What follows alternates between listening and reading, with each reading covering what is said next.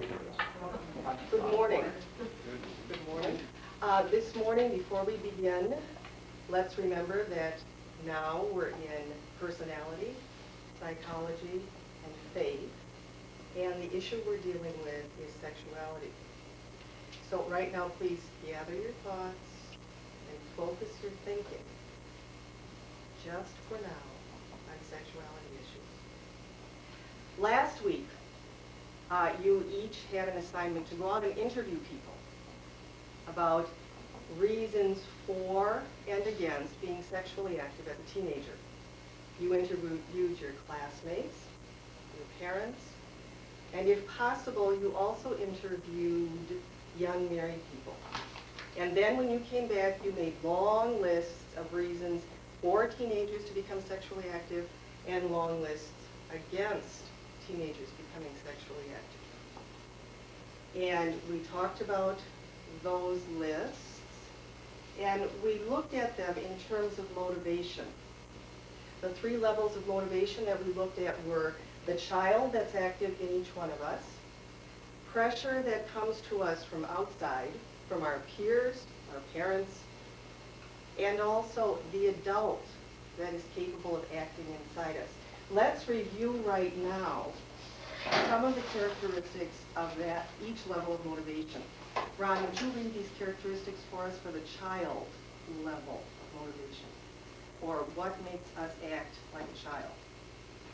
Feeling good or bad, having fun, seeking excitement, doing what comes naturally, that's motivation part of it. Acting spontaneously, being free, being bored, being rebellious or stubborn, feeling anger, being lazy, and wanting immediate gratification. Thank you. Okay. Then we talked about pressure level motivation, and pressure can come from people our own age, or it can come from authority figures. Would you read these qualities for us, please? Ellen? Belonging, pleasing others, seeking popularity, avoiding punishment, maintaining or developing reputation, looking good.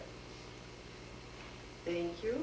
And then the last level of motivation we talked about are adult level reasons for behaving. Phil, could you read these for us? Rational thinking, the rights of others, responsibilities, real love relationships, long-range goals, awareness of risks and consequences, religious conflicts or convictions, promises and commitments, and personal moral values. Good. Thank you very much. Now, after you had looked at these levels of motivation and compared them to the lists you had for sexual activity, you made lists in your own journals of reasons that were realistic for you, reasons for not being sexually active in your life at this time, and reasons for being sexually active in your life at this time. Does anybody remember a reason that was given for being sexually active? Phil? Peer pressure? Peer pressure. People kind of do it because it's expected. You have to report on Monday morning to your friends. Thank you very much. Does anybody remember a reason for not being sexually active right now in your life? Ellen? Not emotionally ready. Not being emotionally ready for that depth of relationship. Good, thank you very much. Okay, one of the other things that we have to look at in terms of sexual activity in you at your stage in life is that right now you are developing as persons. You have some time and space to grow and become more completely yourself. If you become sexually active at this point, you take on responsibility for consequences of those actions. You take on the responsibility, not your parents, not your teachers. What are some possible consequences of being sexually active at your age? Dawn? Pregnancy. Pregnancy, and that's possible at any age. Yes, well, almost any age. At some point you're too old. Okay, so if you do become sexually active, it's possible that you or your girlfriend becomes pregnant And the result of pregnancy, happily, is to have a child, to have a baby, right now. Today, we're going to look at how your life would be if you became a parent now. What would you do with your time? How would you feel about being a parent? When you hear that word, you might think of your own parents, the people who take care of things, give you money and resources for things, people who know answers to questions. Basically, a parent is somebody who has a child, and you could be a parent. I'm going to pass out to you a handout, and it's folded. Please don't turn it over. Please look at the top line on the handout where there is graphed a day in a typical person's life. It's averaged out for what a typical teenager's life would be like if there is one. Weekends are averaged in. Now there are 24 slots. 8 hours are given to sleep. I'm sure some of you don't get 8 hours all the time. 1 hour given for hygiene. Now given how beautiful you always look and your hairstyles, you might spend a little more than an hour. 2 hours for meals you probably don't spend if you eat on the run. Then look at all of that school and homework time. I know you spend that much. Then there's 3 hours for work, either at home or at a job. And my goodness, you have 4 hours a day for fun and activities. Do you think that's typical for your days? Do you see any differences? Do you all get 8 hours of sleep every night? Do you have an hour a day to spend on hygiene? Right now, would you look at the second graph? That's empty. And it says you. And would you complete the spaces in this graph using the activities in the first one? How much time do you spend sleeping in a given day? On hygiene, on meals, on school and homework, on work, on fun and activities. Would you fill that in right now? That's not being a parent, Just right now. you, right now. That's a good question. Thank you for clarifying that.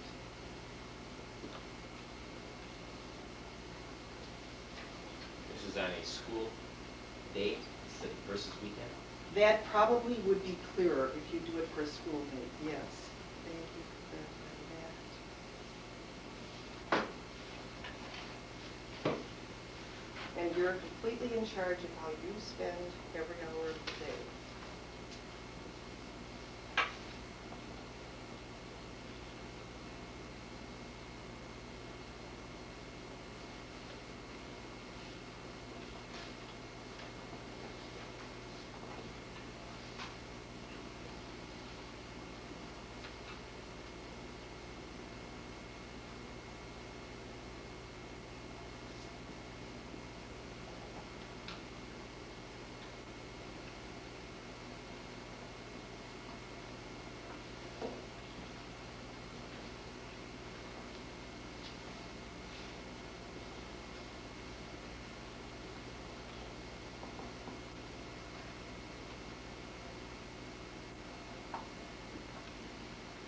All right, it looks like you all have a sense of what your days are like.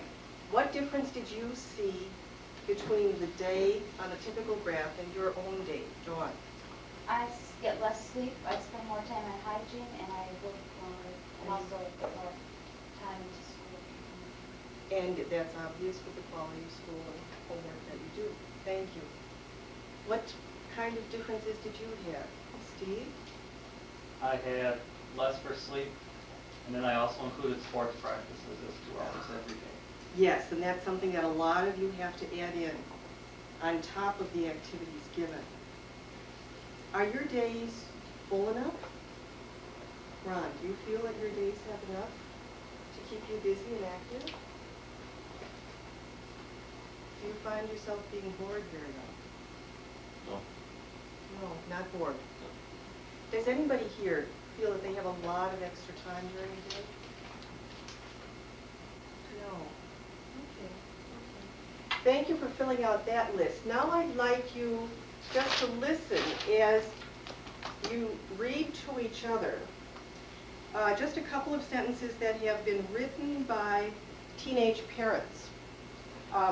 Each slip has the name of a person and the age of the person. And they just talk about how their lives have changed. We'll just read a couple of them today. Would you begin, please? Tell us the name of the person and the age, and then what do you have to say about what parenting a baby is like? Brenda is 16, and she said, I'm not really raising her myself. It's more like my mom who raises her, and I just come to visit. I go to school and I have a job, so I'm gone most of the time. She even calls my mom Mama, which I don't like very much. Thank you. So there, Brenda has a baby, and Mom is taking care of it. Ron, would you read yours, please, for us? This is Dan, age 18. It's hard because I really love my baby daughter. It's just that I get so upset and so tired. I never dreamed the baby could be so much work and take so much time. I want to be a good father, but sometimes I'm crabby and mean, like my father always was. Okay, thank you very much. There's a young person who wants to do something, but given a lot of time demands, finds qualities in himself that he wishes weren't there. Now, we could read more of these if we had time, but let's move on right now. Does anyone here know what it's like to live with a baby, with a newborn? Does having a newborn affect the way you spend the hours of your day? Phil, do you have any ideas about that? Yes, it affects you a lot. You don't get as much sleep. Most of your day is just geared around your son or daughter. So what the baby needs, you have to take care of because they're completely dependent. Okay, would you all look, turn your papers over now, and you'll find on them more daily graphs. Phil, the first graph is for a newborn. Would you look at that? Do you think that's a pretty typical graph, given your understanding of what a newborn's life is like? I think so. Okay.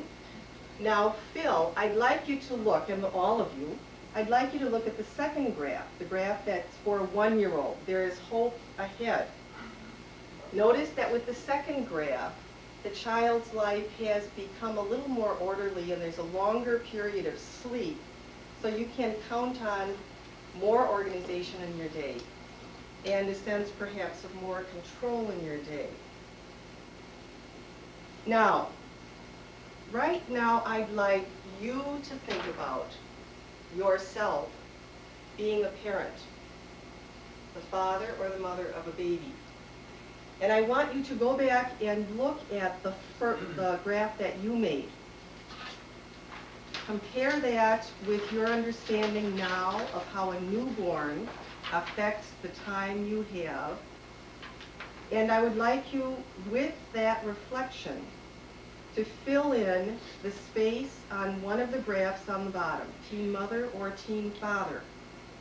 Given a new baby in your life, how would you spend your day? How would you get in all of the things you need to get in and take care of the baby?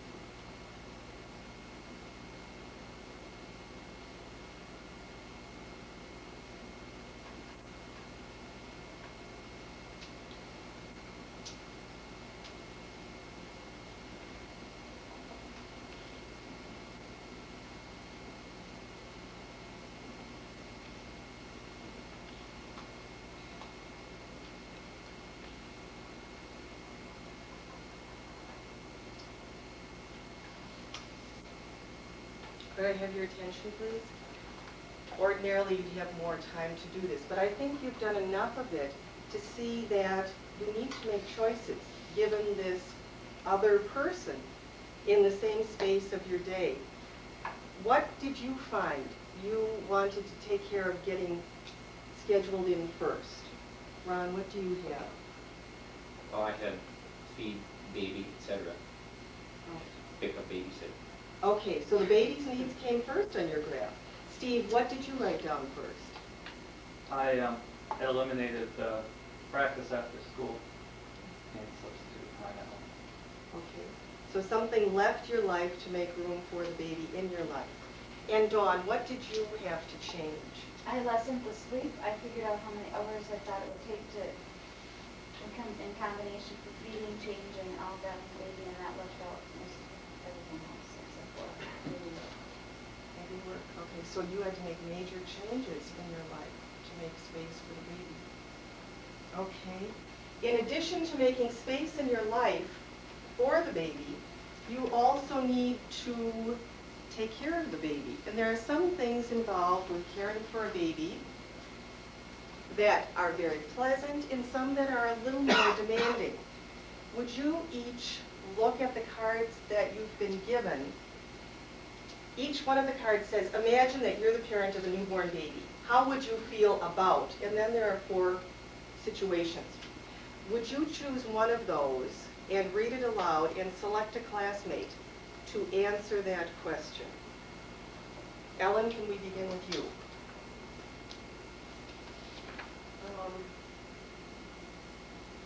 Imagine yourself as a parent for the baby. Phil, how would you feel about potty training?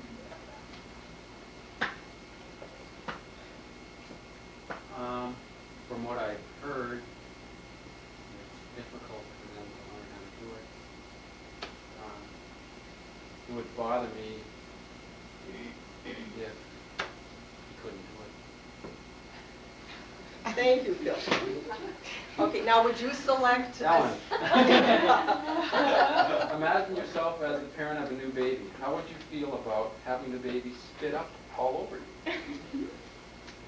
Gross. Okay, thank you very much. Today we've spent time looking at how our life is different because we've included a baby in it. Yes, Ron? Are we going to talk about birth control sometime in here? Yes, we are. Yes, that's a very important topic. I'm glad that you brought that up. What I'd like you to do right now is open your journals and complete these 3 sentences. Today I was surprised. Today I was pleased. Today I was disturbed.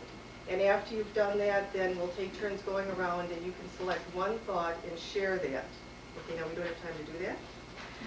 Your assignment for tonight is to ask your parents what they would do if you told them, Mom, I'm pregnant, or Dad, my girlfriend's pregnant. And I want you to write down what they say and bring that to class tomorrow. I also want you to ask that question of a good friend. Write down what they say and bring that to class tomorrow. And also bring your timelines to class, because tomorrow you meet the parent, the other parent of your baby. Thank you for spending the time today looking at how your life would be changed if you were a parent now.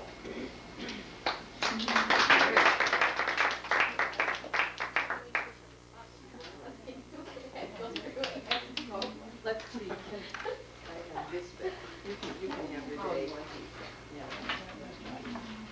Very nice job. Yeah. There were,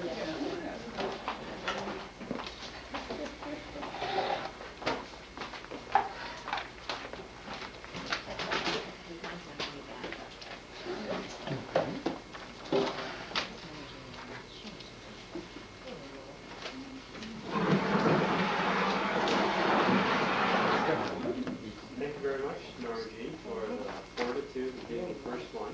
Now it's over. Now let's have our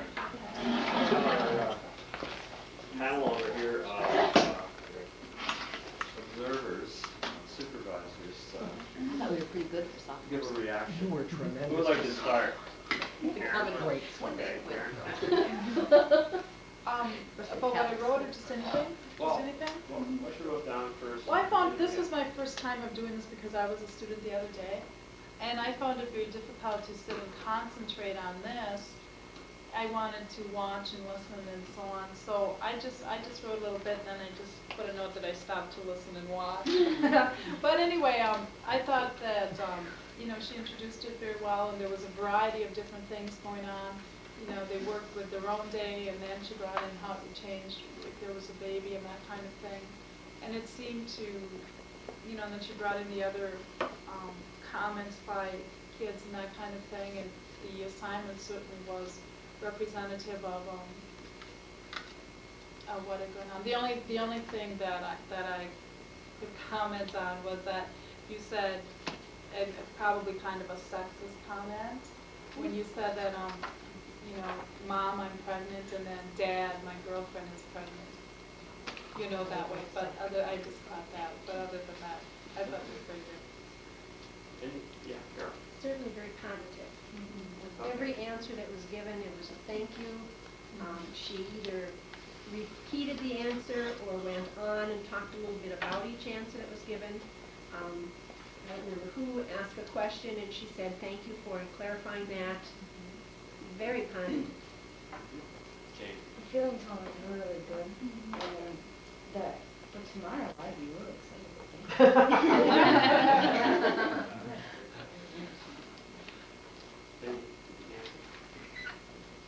I was thinking the same thing. I went through toward the end when there was some gaps and just started putting a little code in. And I had lots of, reinforcement, positive, and then positive feeling tone, remarks, so lots of, like Carol said, after every response, basically, you either repeated it or sometimes you went on and interpreted it a little bit. But, I just think some positive.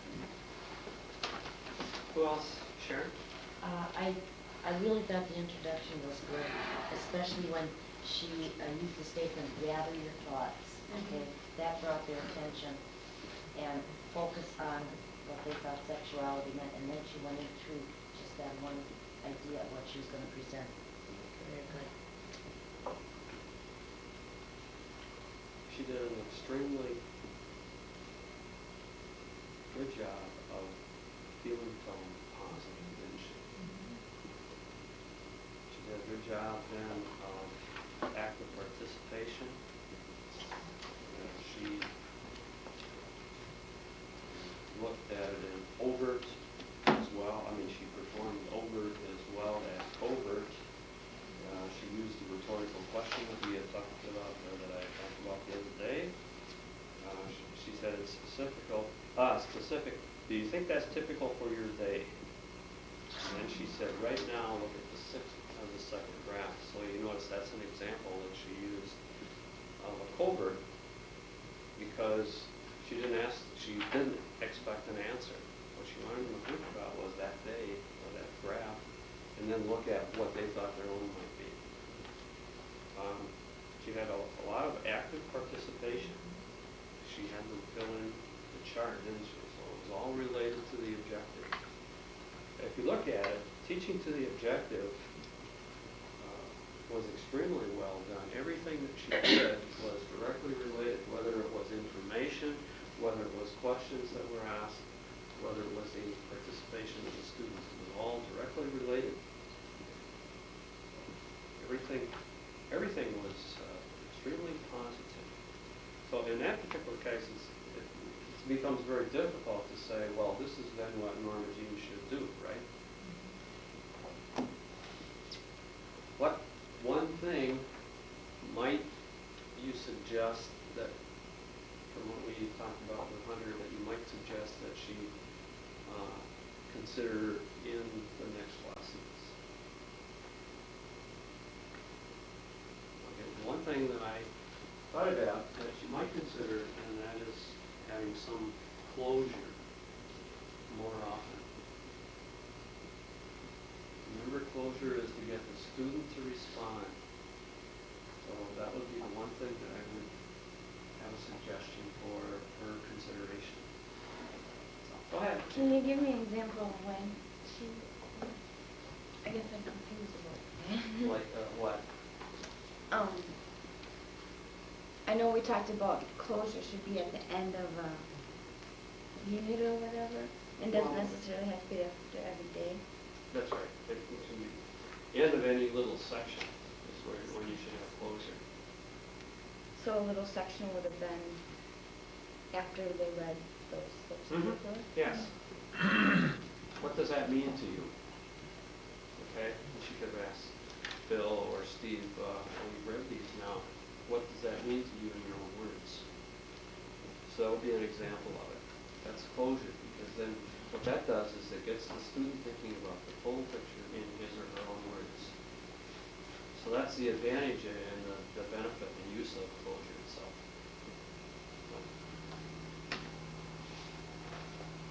One of the things that you're going to find is that we're going to expect that these are all going to be well done, right? What are we doing? We're reading. Quite a statement before the rest of us go up there.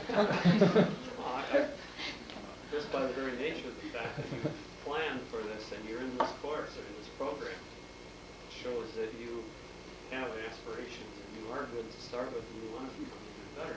So what are we doing? We're reinforcing what Norma Jean is doing.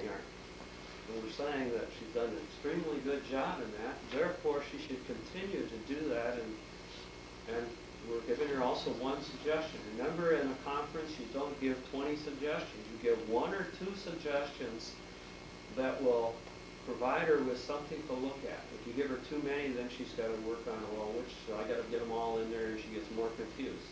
So just give her 1 or 2. Any other comments from you as students? Any comments? Do you feel comfortable when you're up there? Yeah, Rod? Well, I was gonna take out my wallet and show Steve my driver's license, and start, talking about, my driver's test that I figured. Oh, we were second semester sophomores. You didn't have a car. Thank you, Ron. Thank you, Norma. Discipline problem. That's right. All right, who's the next person? Carol. Okay. Yeah. I've already eliminated all of them. While Carol's getting ready, just for those of you that were observers, how many pages do you think you could have written? All right. I myself only 2 pages. I was working the camera and doing other things, but I think that was sufficient. If you do 2 pages or less, just get the essence of what's going on.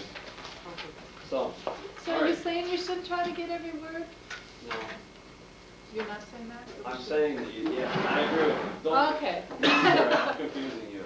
I'm saying don't try to get every word, and you'll find out you can't get every word. And I tried to code at the same time, because I wasn't reading the letters. That's even a little bit more difficult. But what you want to do is to be able to get enough words down so you can provide examples like I did. So when you say something, you can provide an example. All right, we would need 5 students for Carol. If we would, any volunteers or any specific types of students? Jane, okay. Any well-behaving 6th graders. Well, Ron will be there. No, I don't want Ron.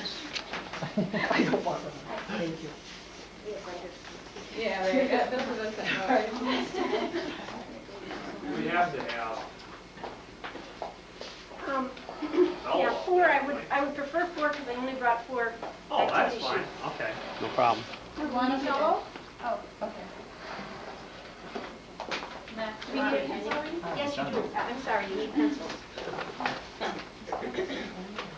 paper too? No, I wasn't by the business.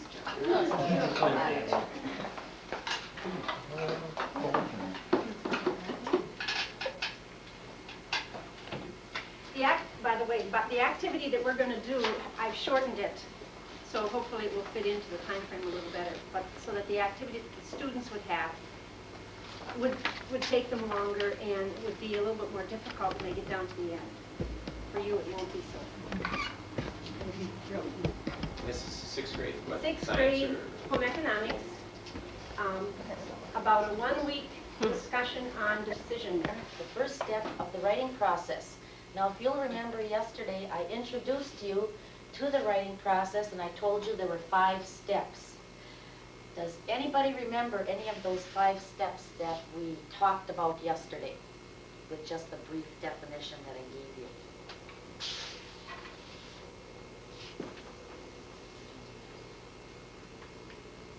Okay, Jane? Is one pre-read? Yes. First one is pre-writing.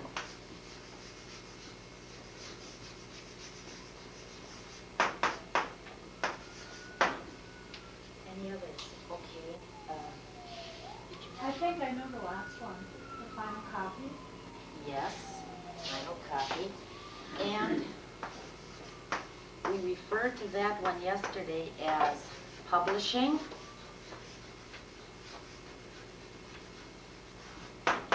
Or sharing.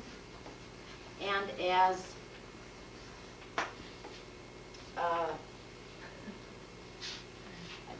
Karen mentioned, our final copy. Good. Okay, why do you think I listed pre-writing first and I put final copy down here as the 5th step? Why didn't I put final copy up here under the 2nd step? Steve? There are some steps we have to complete before we get to the final. Exactly. The 5 steps of the writing process must be done in order to accomplish your writing project. The 5 steps of the writing project, as we talked about yesterday, are pre-writing, number 1, doing something before we begin to write, drafting, getting our ideas down on paper, revising, changing those ideas, changing different sentences, adding new things, editing, correcting our mistakes, our spelling, our grammar, things like that, and then of course publishing, writing a final copy or sharing it with our classmates. Okay, today we are going to concentrate on the first step, pre-writing. Now, pre-writing. What do you think pre-writing means? Before you put anything on paper? Yes, before you put anything on paper. Pre, again, the prefix means pre or before, as, I'm forgetting names here, as Carol had said, before. Okay, pre-writing can be listing. In pre-writing, we're just going to list things. We are going to think of topics, and after we think of our topic, then we're going to list all the ideas that come to our mind about that topic. Now, a good technique for pre-writing is brainstorming. Isn't that a neat word? Brainstorming.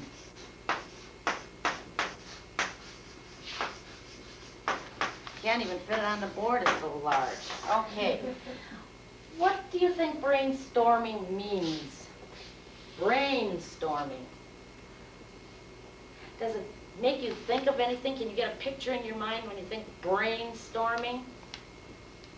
Steve? Just letting ideas flow, just one upon the other. Good, yes, yes, letting ideas flow. Anyone else? Brainstorming. Carol? Just letting all the ideas jumble out. Okay, good. We're going to talk about brainstorming today. Brainstorming, as Carol and Steve said, are gathering ideas to write about. The first thing we have to do is think of a topic. And together, as a class now, we are going to do a little brainstorming.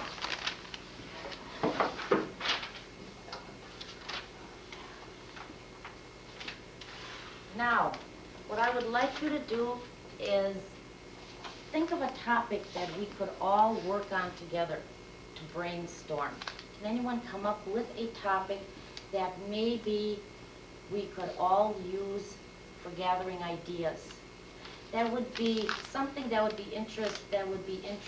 of interest to all of us, or most of us would be familiar with.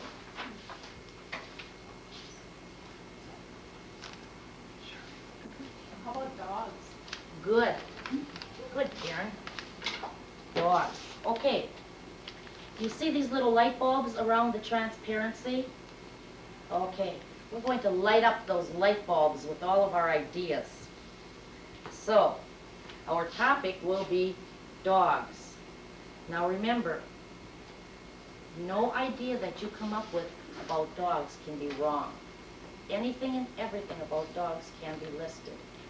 So, who can give me the first bright idea? about dogs. Okay, Dawn? What dogs eat? Okay, good.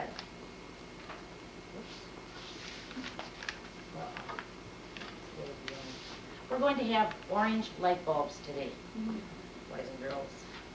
Our first idea is what they eat. Good. Another one. Jane? Why do you bark? Okay. Just the bark. Good. Karen? Tricks they can do? Tricks. Good. Carol? How many kinds there are? Oh, very good kinds.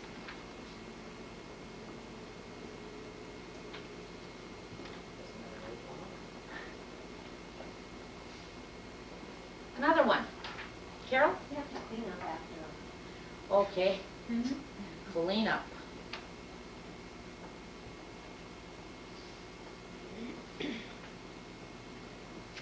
Jane? How do you bite people? Okay.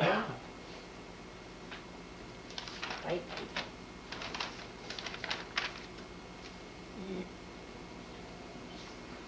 Steve? Different uses like watchdogs, show dogs, Good. guide dogs. Good. Uses. Do you see how we're gathering all these ideas for brainstorming? The topic, dogs. Okay, this helps you come up with ideas rather than just sit down and start thinking of something to write about and writing something down. Do you know how difficult it is when you're told to write about something and you sit there with your pen and you think, oh my gosh, what am I going to write about today? I just can't think of any ideas. This is a good way of helping you gather those ideas first and then taking those ideas and continuing on to the second step, which we'll be talking about later. But this is the first step. This is going to get you going on your writing project. Okay, now what I would like you to do is go into your assigned groups, and I'm going to have you do the same activity with your group. And when we have completed, I'm going to give you 5 minutes with this activity. When you've completed the activity, then I'm going to have you come back as a class, and we're going to discuss these things. I want to find out how many lights each group can turn on with their topics.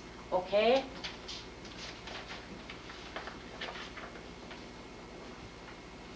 And I will come around and help you if you need some help with this. I would prefer that you think of a topic other than dogs. Okay. Like,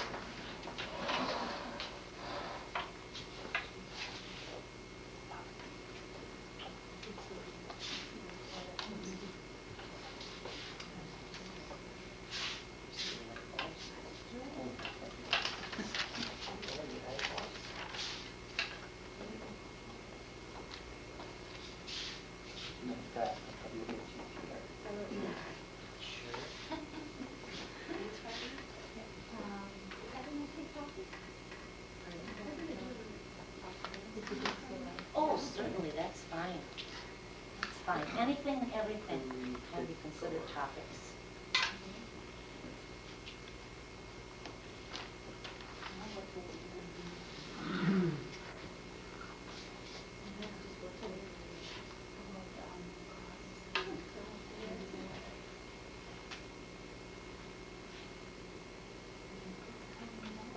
maybe in seasons.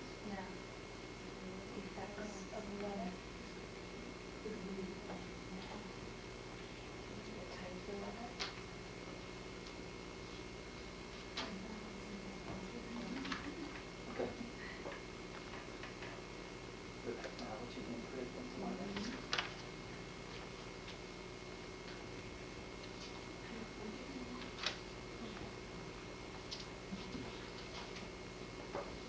That's just not quite letting them. No matter what I say.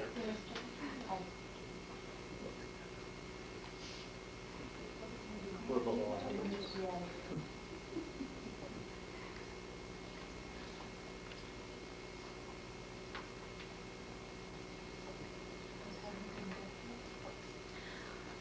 Okay, boys and girls, let's come back together as a class and just discuss a little bit from each group. Did you find it easier brainstorming with a couple more people or as a group? Okay, are you beginning to understand that brainstorming can be a good way of starting a topic or writing a topic? Good. Let's have our first group talk about their topic. Topic we chose was weather, Okay, and we came up with 7 or 8 light bulbs. good. Would you like to name those ideas, Steve? Predictors of the weather, changes, causes, the seasons, effects, types, and the technology used for predicting the weather. Very good. Okay, group 2. What was your topic? Ours is the dance that's going to be Friday night. Oh, And some of our ideas were what you're going to wear, who's going to be there, who you're going to ask to dance, what kind of food they're going to have, are they going to have records or band, what are we going to do afterwards, and what time to get there, what time it starts. excellent. Excellent. Okay.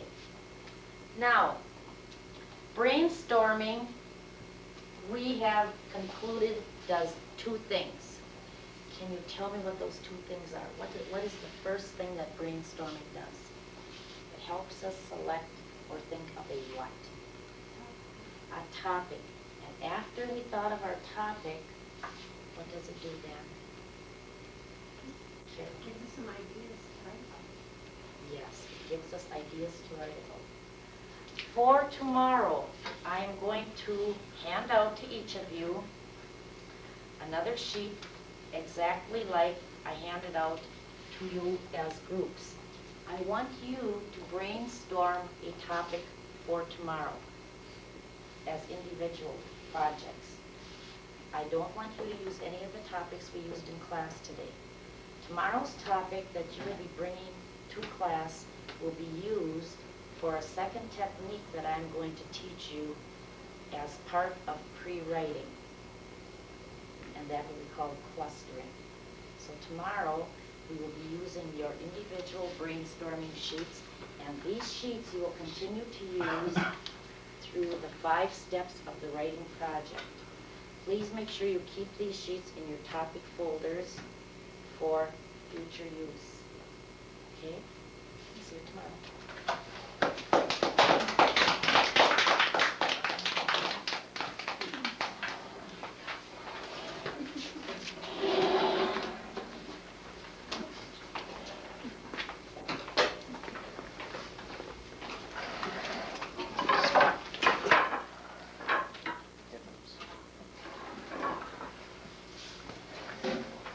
Observer. She was easy to speak. I don't know. I guess you talk very slowly. She was really, for the kids that she teaches, I'm sure is really good. She's very, very easy to follow. It was easy to write down. I didn't get so far behind and give up.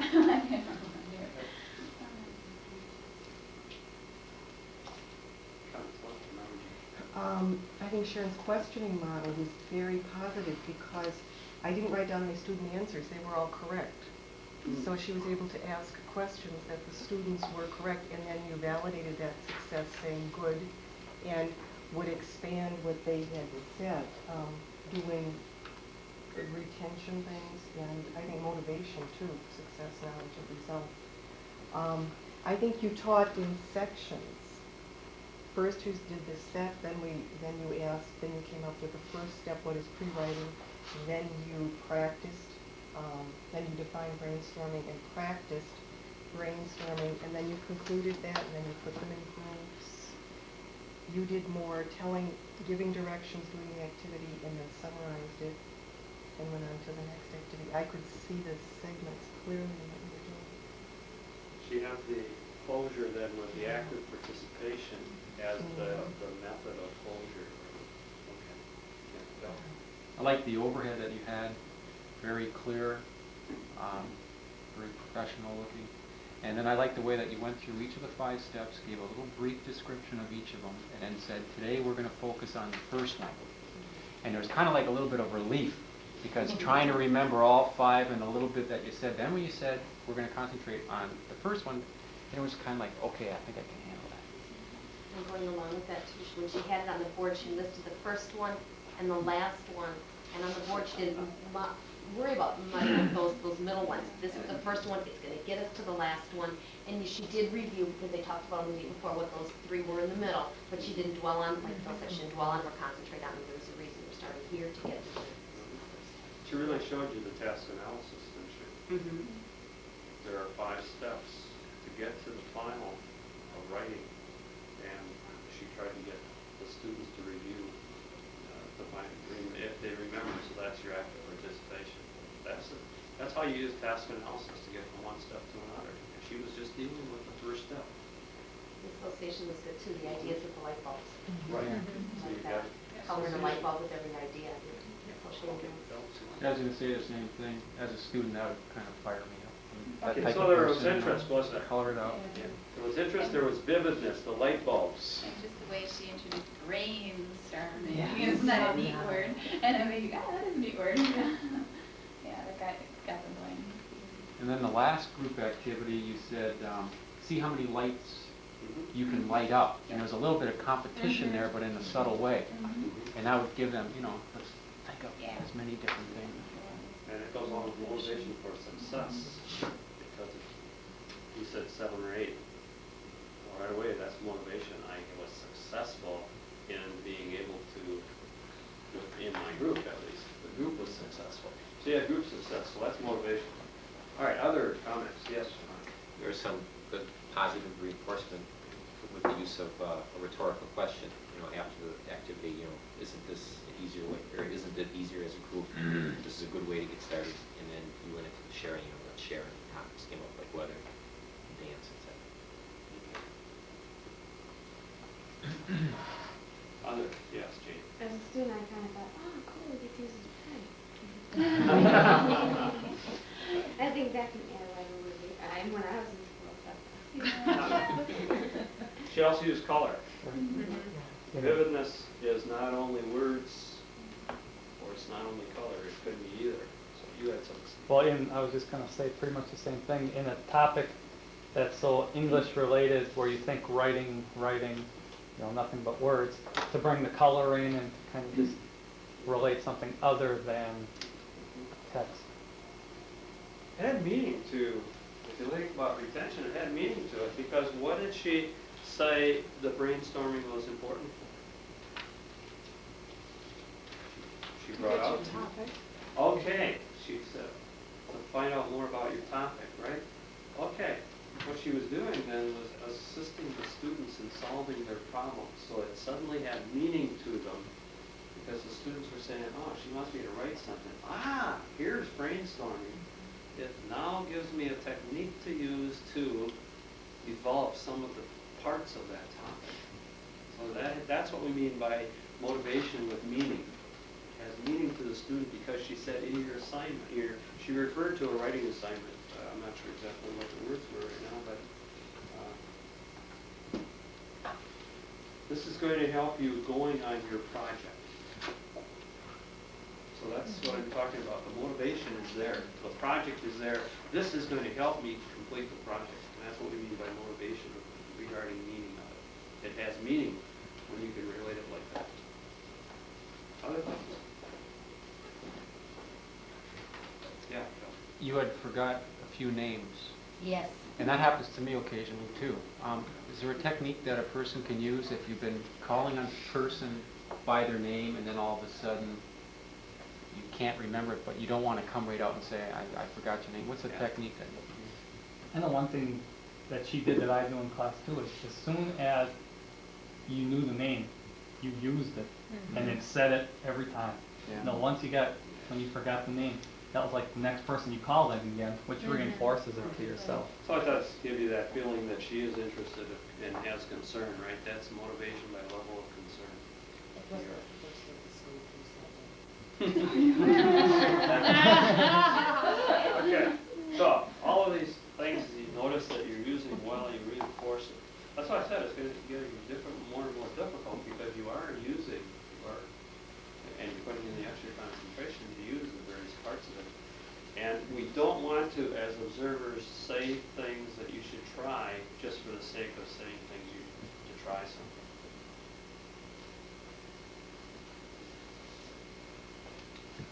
Some supervisors just think that, hey, you gotta have something to try to work on.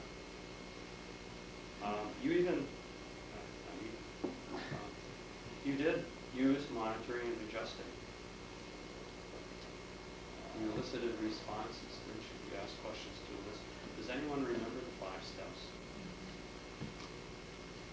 Isn't that monitor and adjust? And so she found out how many of those steps she needed, and she said what they were going to be doing the next day. And the next day. She didn't really get too concerned that she only got 2 answers. And her reason for it, so she checked the response 2 out of 5. She interpreted the response as, well, okay, but I don't have to act on it right now because tomorrow and the next day we're going to go with those other ones. All I need to do today is to deal with it. One of the things that she could have done, however, because the students will end up and not know, she could have just put in those 5, put the 1 up there and then 5, and then say, all right, I understand you have a little difficulty today. Here are the other 3. We'll get into those more tomorrow. So don't make a big point of it, but it would then, what they call, give the continuity. So that might be one thing that would be something to consider. Other comments from the students or observers? Okay. Very good. Next, who's the next person? Oh, Steve.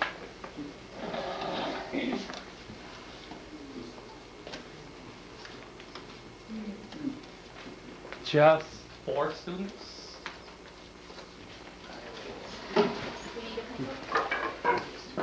Alright. Yes, pencil.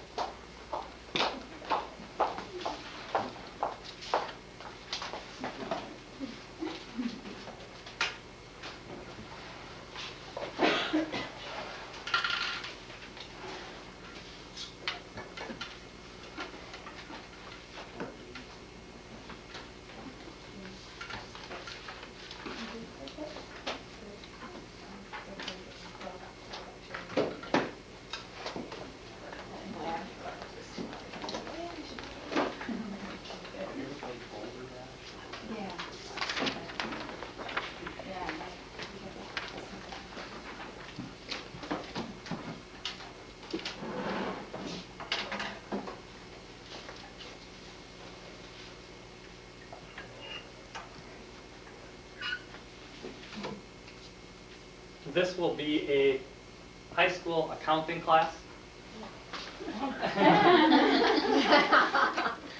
We are assuming that they are advanced accounting students. So we're looking primarily at seniors with some juniors. The only thing that implies is that they have a focus on business. Okay? The students are primarily going into a business-related career. And of course, you've all gone through the first accounting test. No, that's not a requirement. Oh, the other thing is, this is a brand new topic. Okay, we have spent probably the last couple of weeks doing accounting, and this is something a little bit different. So I am assuming no prior knowledge about what we're going to do.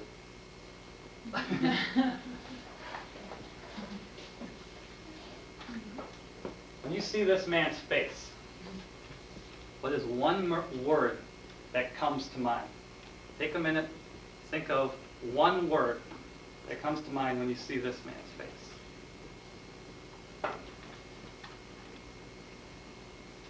Is anybody willing to share that word?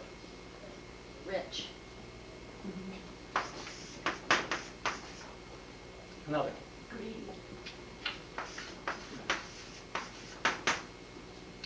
Another. Money. Village is different. Successful. These are all excellent responses, and they gear us towards the topic we're going to talk about today.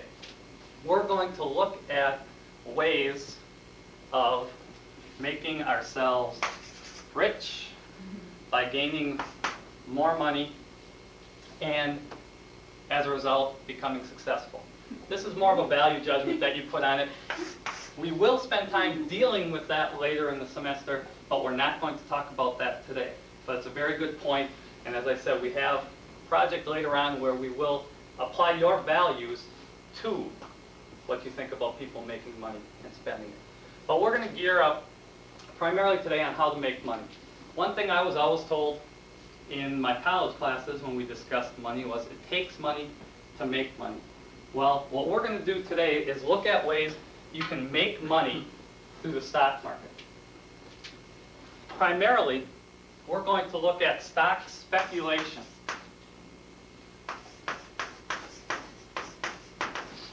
As opposed to stock investments.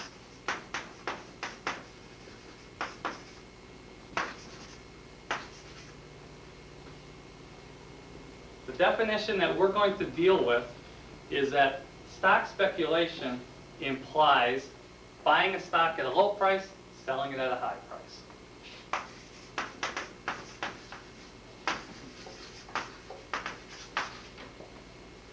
Investing in the stock market refers to buying one stock or a group of stocks, hanging on to them for a long period of time, and collecting the dividends off of those stocks.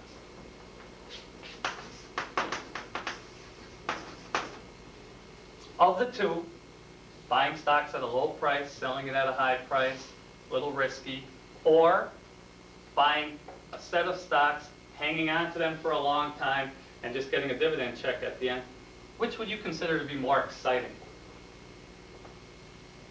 Phil? Speculation. Okay, that's the one we're going to do. We're going to do some stock speculation. What I'd like you to do is just pair up, get with a partner. This is the stock listing from Tuesday's Milwaukee Sentinel. What I would like you to do is each one go to the part of the alphabet, go to the letter that your first name begins with, and see if you can recognize a stock under that letter. Find a stock that you could maybe recognize what company they're referring to underneath the letter of your first name. When you find that, circle that stock.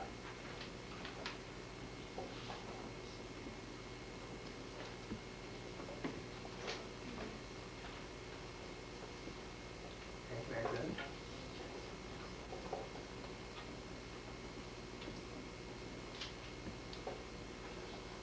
Did you each find one? Okay. That's it. Find one?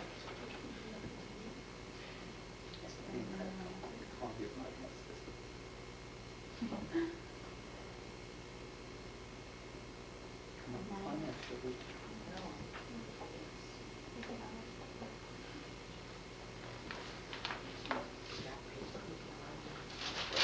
Everybody did it. Go all the way through.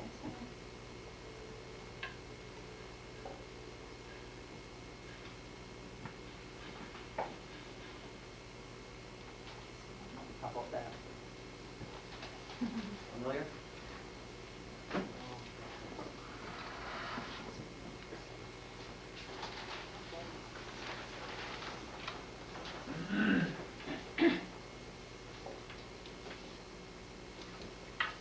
Now that each of you have selected a stock, you've learned to use the first column of the stock listings. If you look at that first column,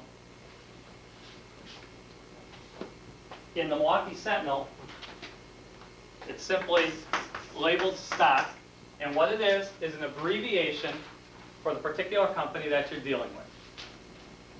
As you look through there, I'm sure, as I was walking around, each of you were able to find one that you were familiar with, but you also saw a lot of companies there that you didn't have any idea what those abbreviations stood for.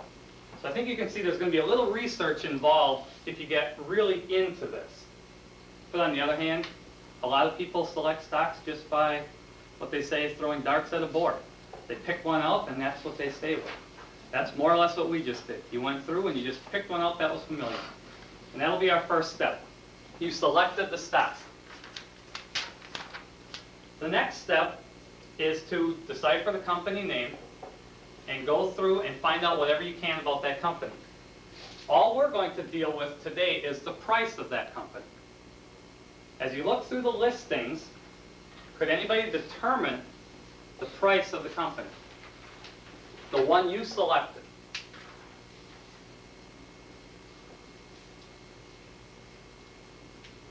Has anybody been able to figure out the price of one share of stock of that company? That's the dividend? The heading dividend, Phil, is that what you're saying? Yeah. Okay, look at your stock. What is listed as the dividend? 1.29. Look at the other numbers that are there. 22.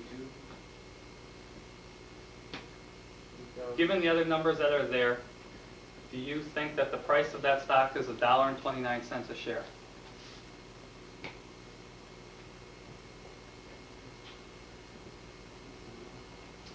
Anybody help you? Sure. I think it's probably the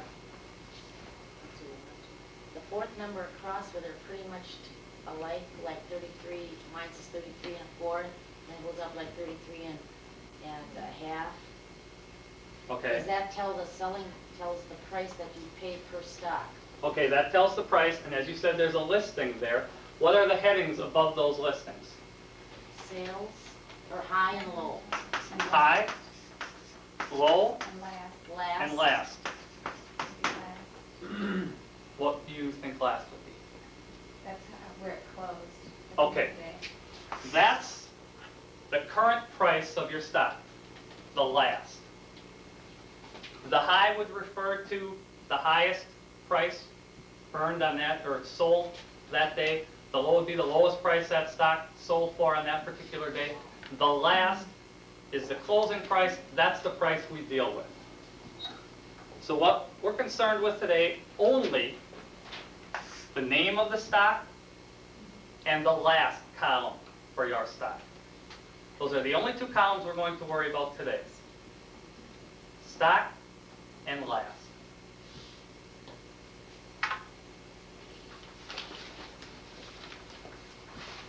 What we're going to do is begin our speculating with those stocks by recording what price that stock is at.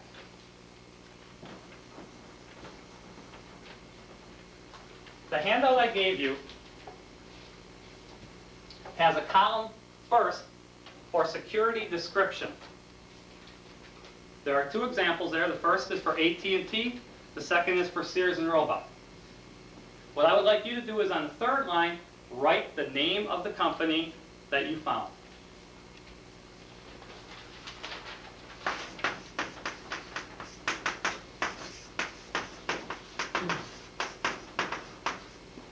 Under security description, simply write the name of the company you found.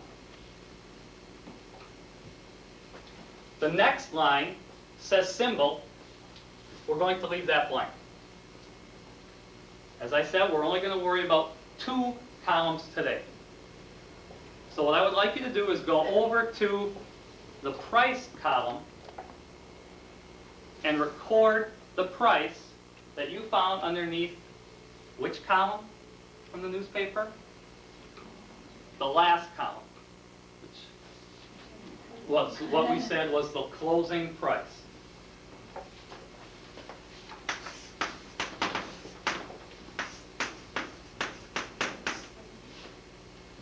Write that as a fraction, if it's listed as a fraction.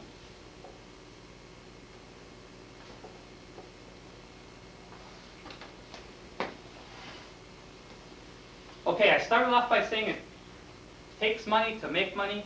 You all have enough money to buy 100 shares of that stock. So underneath the quantity column, write 100.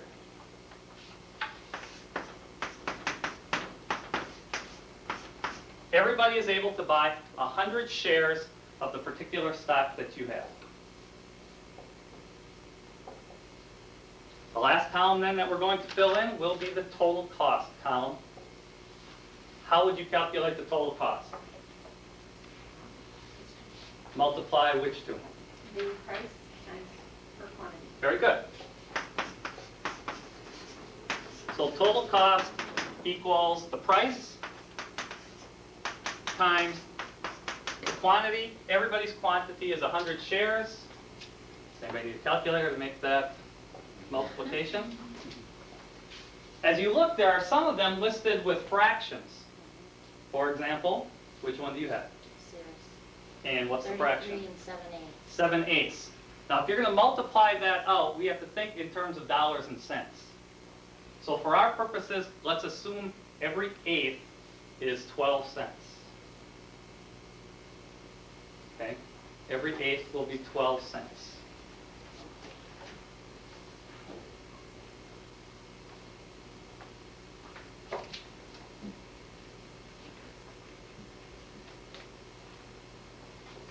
Has everybody made the multiplication? Get it? No. 38. How much? 12 cents. 36 cents. 36. 15.36 cents. Oh, okay. Anybody else need a calculator?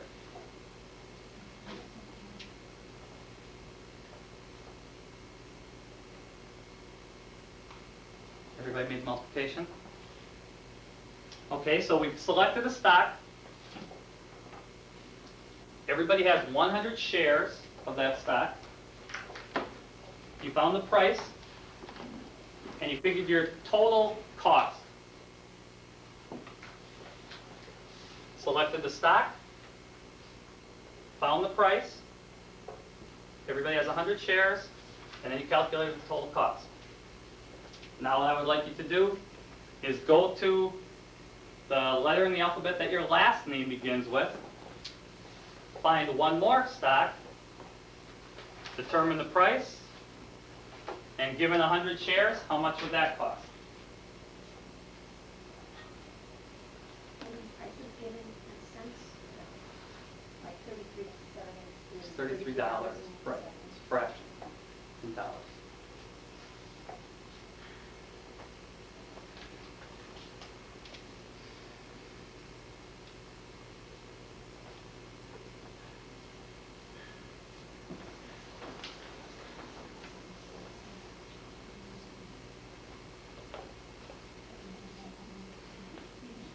When you make this selection, you don't have to recognize the company name.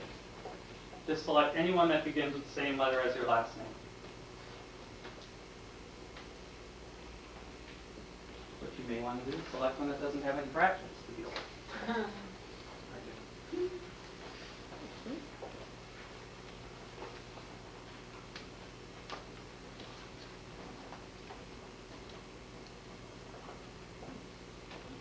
Everybody make a selection? Yep. Find price, total cost.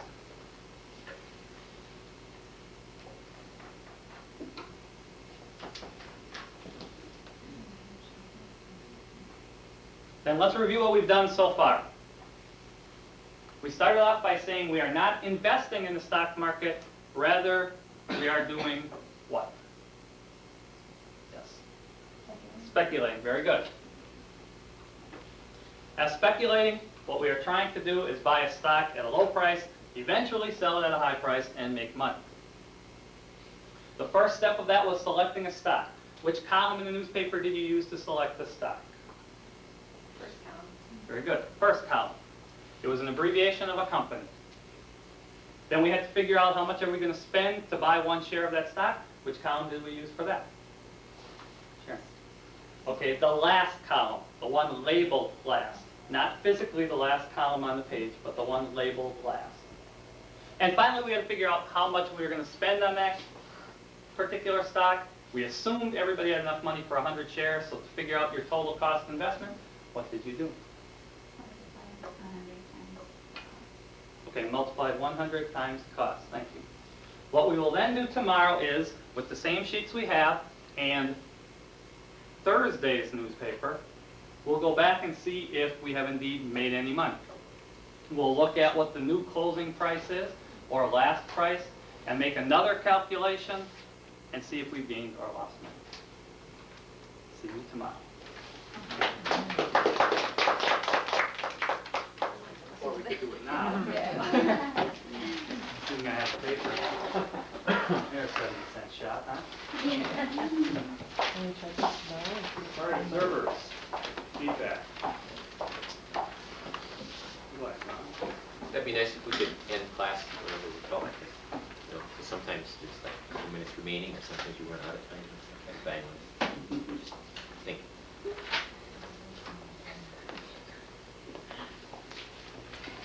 I found that first of all, there's a lot of information, there's a lot of material you covered from teaching, reading the stock market page. I did the same thing in class. So I like the way that Steve, just took one ask, you just dealt with 2 columns. And I like, the stock market page sometimes is very unruly, or big, and it's, there's stuff all over the place. So just using the column with the letter of your first name versus your last name. So that was very good, directed question. Okay. Tom? I liked his introduction with showing Donald Trump. I think that gets the kids thinking and talking about money, being rich and famous, and then he brought in the idea of the stock market because that's how a lot of these people do that, and I thought that was, really got them to draw their interest. So his anticipatory set was directly related to their past information. Trump.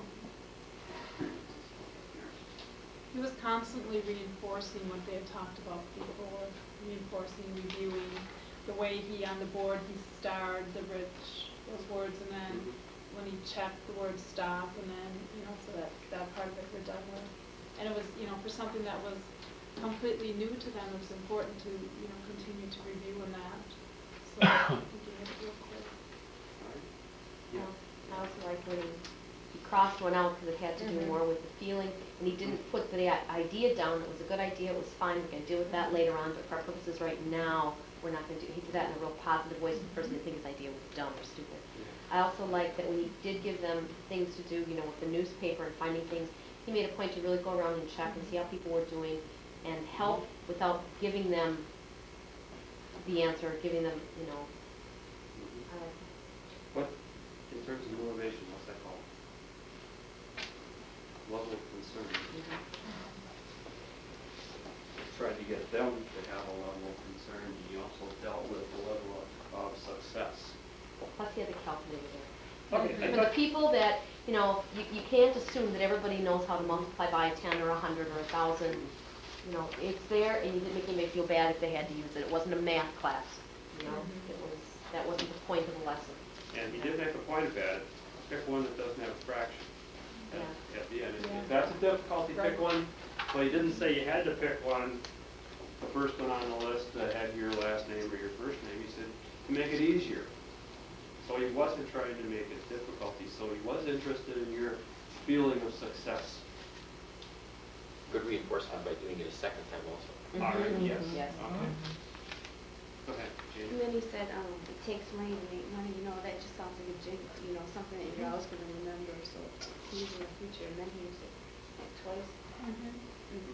I was gonna ask you, he would say, I would like you to, or if you would please open your book, or whatever. What is that, feeling tone? Yes. Used to. That's kind of soft, isn't it, compared to, open your books now. But see, when we were in college, they told us never to ask it as a question, because then the students can say no. And I do it that way because I feel better about it, but I say, would you please? But in college, in the methods classes, they say, don't do that, because what if they turn around and say no? I think you have a feeling for your class. Though. Yeah. That's right. And the other thing is you can leave out the first couple of words and just say, please open your books. Instead of saying, would you please open your books? Just say, please open your books. That's the positive feeling tone is still there. And if that's what their concern was, I've heard the same concern, then that's a way of handling it. But we don't always do exactly what we were told. That's right. And it doesn't always come out negative because we don't follow it. You have to look at the context, but I understand where their concern is out there. You sure taught to the objective. If you've noticed, one of the things that all 6 people have done is that they have been directly teaching to the objective. There has been very little, if any, bird walking. In 10 minutes. And that's true. The bird walking comes in at other times. You get all I the think the same tangents. thing in an Yeah. hour. You're done 5 minutes in. That's my He did own monitor and adjust. He listed responses. He said, which would you expect to be more exciting? You want to find out what their feeling was beforehand, and what they knew about it. Did they know anything about the speculation or investment? He got the transfer, didn't he? In terms of some of the things that he was doing there. He sure modeled everything, and he gave them, for motivation and interest, the actual newspaper. Motivation and interest is the actual newspaper, and then he said, instead of just picking anyone, pick the one with your first name and your last name. So right away, he's showing the student has some flexibility. He's dealing with the student and the student's interest in terms of retention. So, reinforcement, was there active participation? The active participation basically was overt, wasn't it? They were doing something. And they weren't always doing it with him, but they were doing it as a group.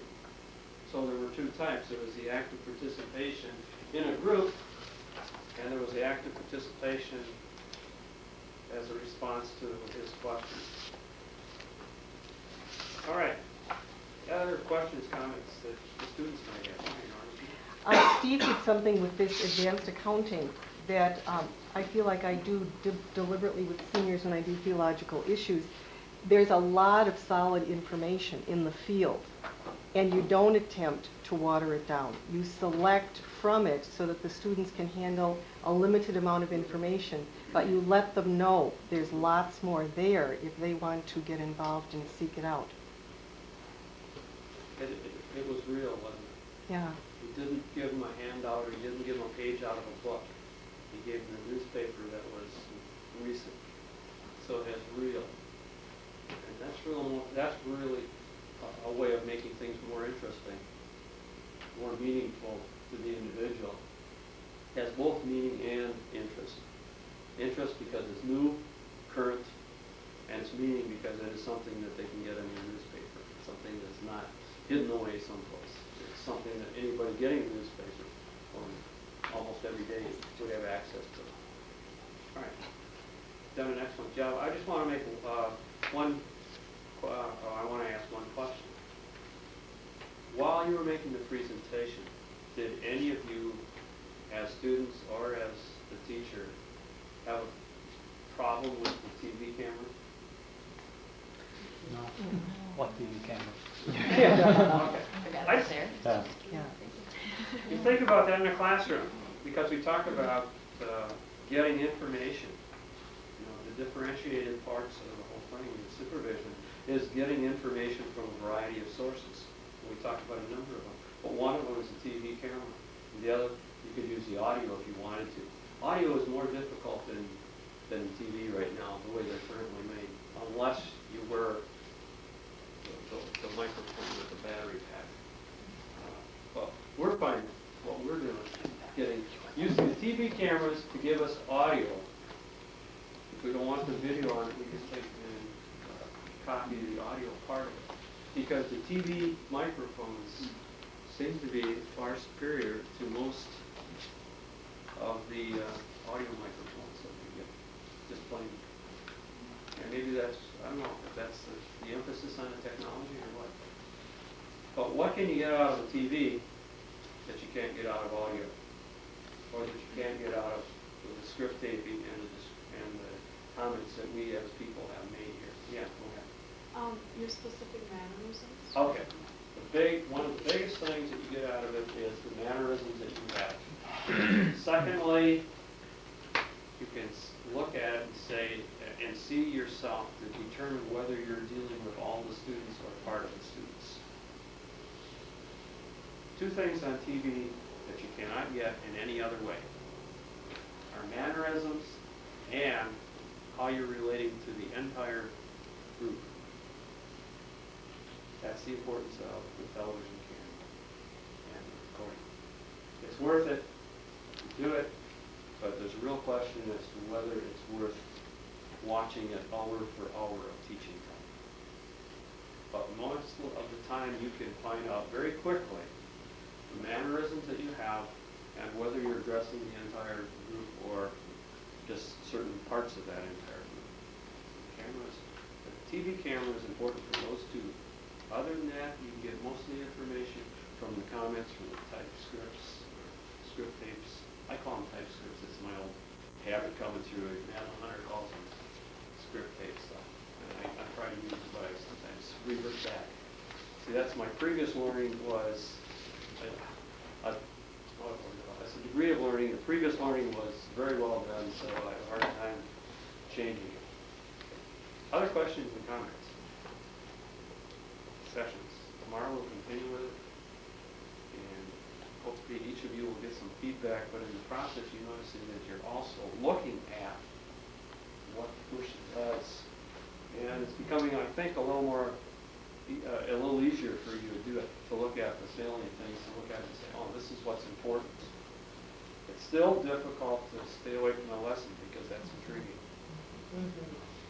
Everyone has an intriguing topic, it's something different. I don't care if it's a 6th grade lesson or whatever, it's still intriguing.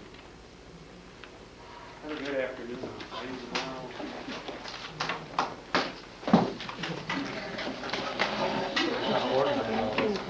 I gave him an outline of what I Yeah, Did you want if you have more an than an outline? If you have an outline, if I didn't get it, I appreciate it. Is that, you don't need like copies of handouts? No, just an outline, just to be able to say, okay, this is what he did, this is what he prepared. Okay. You've got your Thank you very much. Yeah. See everybody? Good fun? I will see you all. Yeah. Good service. Have a good vacation. Is there a copy machine up here? Right around the corner. Oh, let's see.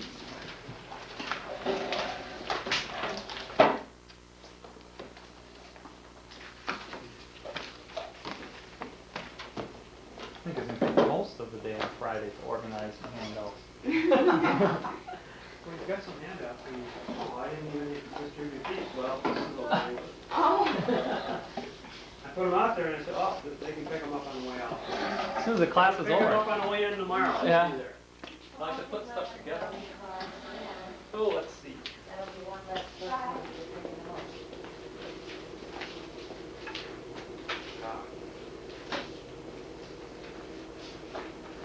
My wife had gone through all of our magazines on Monday and thrown away all the old ones. I came home, I said, I want a picture of Donald Trump. She said, I just saw it. And then I threw it away. Oh, great. And you said, great. Yeah. Well, I called the library and they came through. Oh, okay. They are so, you just call them, make a request, and they do it. I mean, they must sit there with nothing to do all day because they're so eager to do whatever you ask them. I just said, I need a magazine. Which library now is it? The public library here, Manitowoc. Okay. They had it waiting for me at the desk. It wasn't like come in and look for it yourself. Well, Manitowoc Library has one of the best reputations for service. Do they? Boy, and Ellen said they did. Yes, Her they'll do research- her $20, search they'll for do it, a yeah. $20 Eric search for you. But, If you're doing Is it- research, is that it? yeah, and they have dialogue, so they can do more than just Eric. Eric is only one of the many databases in dialogue. And what I guess everybody in the county, if you're in the county, they'll give you up to $20, and then You see, Taking advantage of that. what's happened is that these are services that Manitowoc was one of the first libraries to start the dialogue, which one of which is Eric. Certainly. They started with Eric a long time ago, but then they went into dialogue. They were one of the first ones in the whole region, way before LTC or anyone came up here to get trained on it. And they did it free. And it's getting to the point where we're having difficulty trying to determine what you can charge for and what you can't. Yeah. One of the things about it, if you remember, was the Attorney General's ruling about libraries charging for videotapes. they were Wasn't aware. renting, instead of checking out, they were charging a Oh. $2 fee or a $1 fee. Oh. And the Attorney General said no, they could no longer do that. They're a service, they're not a Mhm. rental service. Because I know they have them available at Manitowoc. I don't know if they ever did charge there or not. I don't know either, but I think. several I don't libraries think did, so. and, It's amazing. I mean, when I was in college, we would go down there and check out pictures to fill our walls. Yes, they have that yeah, back. you can do that too now. Yeah, you can go get artwork. Yeah, we had nice pictures hanging on all our walls in this dingy little apartment because we go down to the library and check them out. Keep For them for a 1 couple month? months, go change them. It was great. Yeah, and that's it, a library is a service. Yeah. Yeah. And because of that, they cannot charge, and it's, you know, and so then what they have to do is to put on limits. At LTC, we have not made this available to students for dialogue and ERIC searches. Because we don't know where, you know, where that's gonna go. But it's neat if you can use that service, and for $20, and that's, what you basically are doing is, for the $20, is start with the most recent and go back as far as $20 will take you. Yeah. And that's probably pretty good. Yep. It's time, boy. See you tomorrow. Enjoy All right. your afternoon. We have to see how our stocks are going to be tomorrow. Yes. Thank you. The stocks, right.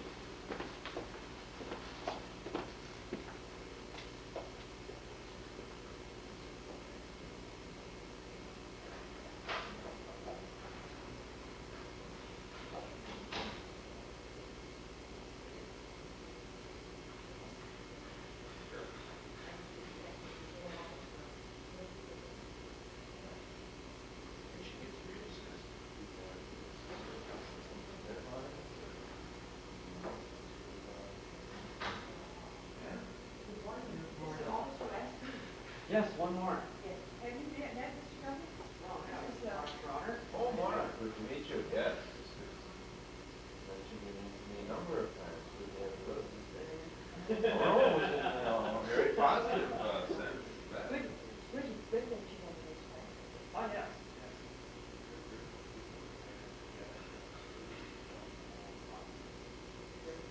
You're going to be going to the teacher conference next week? Or the I'm going to the seven days conference.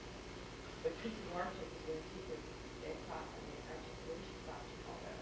And I think that it's going to be 2 days in work. She's in West.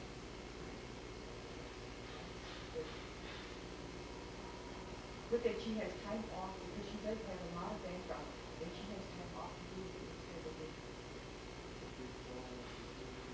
Well, we have asked her, and we have asked her to do the LBDC again, and she consented only to 1 year. No teaching.